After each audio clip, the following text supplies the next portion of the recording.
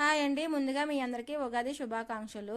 ఉగాది పచ్చడి రెడీ చేస్తున్నాను. పావు కేజీ చింతపండు అరగంట ముందు నానబెట్టి పక్కన పెట్టుకోవాలి. అరటిపళ్ళు, శనగపప్పు, బెల్లం, మామిడికాయ ముక్కలు, కొబ్బరికాయ ముక్కలు, కారం, సాల్టు, నెక్స్ట్ వేప పువ్వు రెడీ చేస్తున్నారండి. అందుకే వేప పువ్వు ముందు చూపించలేదు. ఇదిగోనండి వేప పువ్వు కూడా పెట్టేశాము.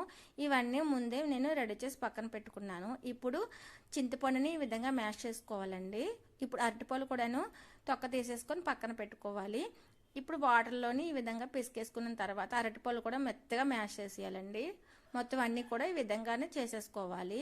చేసేసిన తర్వాతను మామిడికాయ ముక్కలు ఉన్నాయి కదండి, అవన్నీ కూడా వేసేసుకోవాలి. చాలా బాగుంటుందండి. ఈ సంవత్సరం అంతా మనలోని తీపు, పులుపు, కారం అన్నీ ఉండాలి కాబట్టి నేనైతే అన్నీ వేసేస్తున్నాను.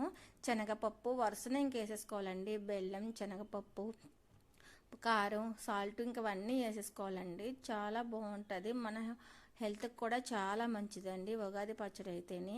మేమైతే చాలా ఇష్టంగా తింటారండి. మా వారికి అయితే చాలా ఇష్టం ఉగాది పచ్చడి. ఈ విధంగా కలిపేసుకోవడమేనండి. ఇప్పుడు మొత్తం అంతా వేప పువ్వు కూడా వేసేసుకోవాలి. అంతేనండి, ఉగాది పచ్చడి అయితే అయిపోయింది.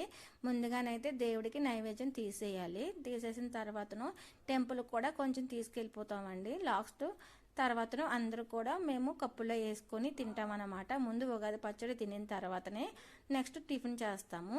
ఈ విధంగా అయితే ఉగాది పచ్చడి మేము రెడీ చేసుకున్నామండి. మీరు కూడా అందరూ కూడా ఉగాది పచ్చడి తినేసి హ్యాపీగా ఉంటారని నేను దేవుని కోరుకుంటున్నాను. Okay friends, bye.